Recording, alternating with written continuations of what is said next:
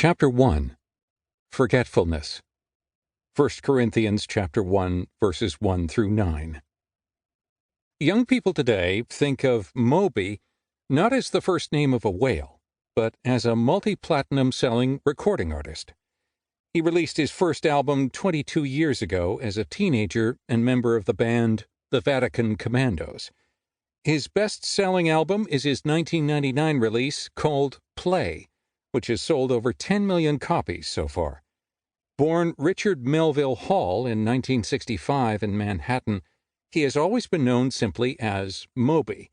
He is a direct descendant of Herman Melville, the well-known author, whose most famous work was Moby Dick. Moby has achieved a great deal of success, and although most young people know Moby's connection to the author, many don't know that Moby is a self-confessed Christian.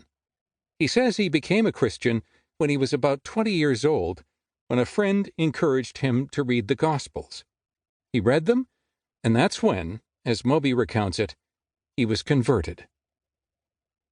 I read an article about Moby, provocatively titled, "The Two Sides of Moby, Why He Loves Jesus But Not the Church."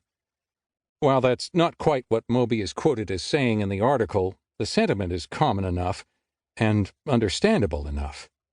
Jesus is a figure of intense interest and even admiration for millions. His stories and sayings still inhabit our minds 2,000 years after he taught on the other side of the globe. He published no books, founded no dynasty, led no army, and governed no nation.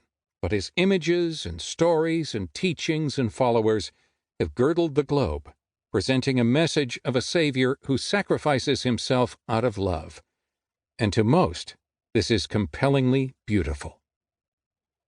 Then there is the church. If you have grown up in a church, you have reasons to be disillusioned.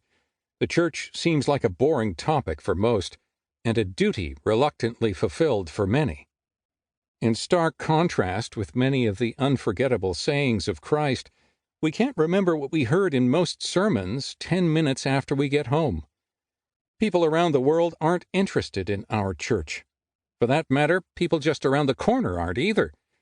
Churches have published books and fielded armies and ruled kings, and even so, if you introduce the topic of the church, you'll often find it met with responses ranging from a mild disinterest to a real dislike.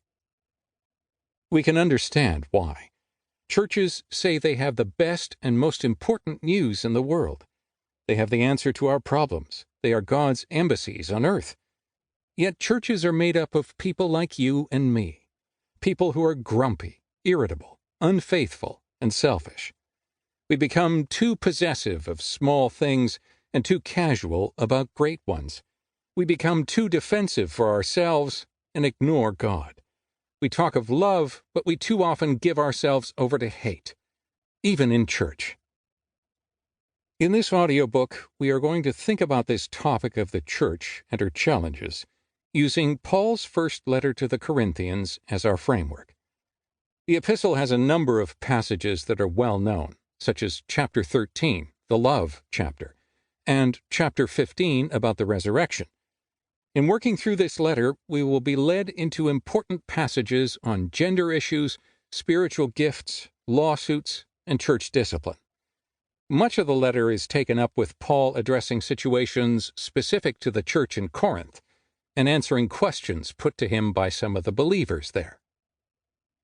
God had used Paul to establish the church in Corinth during what we call his second missionary journey, which was also his first trip to Europe. Paul spent a year and a half there, likely in AD 50 to 51, working as a tent maker or leather worker and preaching the good news about Jesus Christ. It was probably sometime a few years later, during his 2.5 years in Ephesus, between AD 52 and 55, that Paul wrote this letter.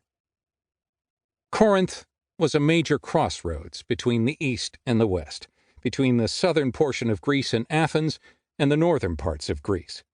Ancient Corinth had been destroyed by the Romans in 146 BC,